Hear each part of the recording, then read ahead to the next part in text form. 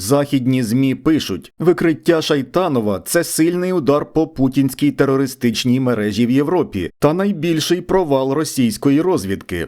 Генерал-майор СБУ Валерій Шайтанов був затриманий 14 квітня. Відомо, що його завербували ще до 2014 року, коли між спецслужбами Росії та України відбувалися контакти. Він регулярно передавав своїм кураторам в ФСБ секретні дані, в тому числі про хід військової операції на Донбасі. Шайтанов планував в тому числі замах на добровольця Адама Осмаєва, відомого як командир батальйону імені Джохара Дудаєва. Німецьке видання Більд охарактеризувало операцію контррозвідки СБУ щодо викриття та арешту агента ФСБ Росії у вищому керівництві СБУ генерал-майора Валерія Шайтанова як сильний удар по путінській терористичній мережі в Європі. Відзначається, що швидше за все терористична мережа ФСБ має зв'язки з Німеччиною, Францією та Хорватією, країнами, в яких, крім України, особливо велика кількість вигнаних росіян, які шукали притулку від помсти Путіна.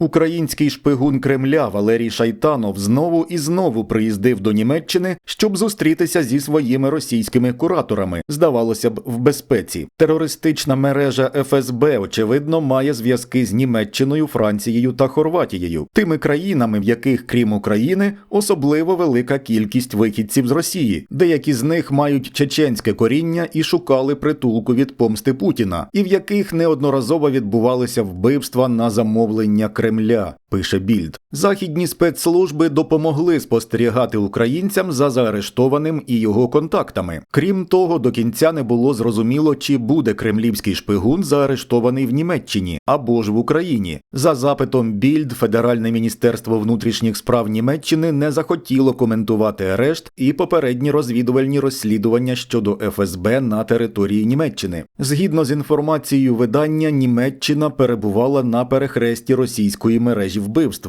Повідомляється, що в лютому співробітник ФСБ, офіцер зв'язку Шайтанова Ігор Єгоров, зустрівся з ним в Гамбурзі, щоб обговорити останні деталі операції. Після арешту Шайтанова й оприлюднення відеозаписів з його куратором з ФСБ, Більд з'ясувала багато цікавих подробиць про російського офіцера. Варто відзначити, Ігор Єгоров, названий українськими спецслужбами зв'язковим у справі Шайтанова, за даними платформи розслідування Еліот Хіггінс, є старшою посадовою особою в підрозділі ВІ російської розвідки, якому доручено ліквідувати на Заході осіб, що вважаються в РФ терористами. Так, є інформація, що цей підрозділ організував замах на колишнього чеченського польового командира Зелімхана Хангошвілі в Берліні в серпні 2019 року. Прямих свідчень причетності Єгорова або Шайтанова до злочину в берлінському районі Тіргартен немає, але розслідування ведеться, сказали джерела Більд.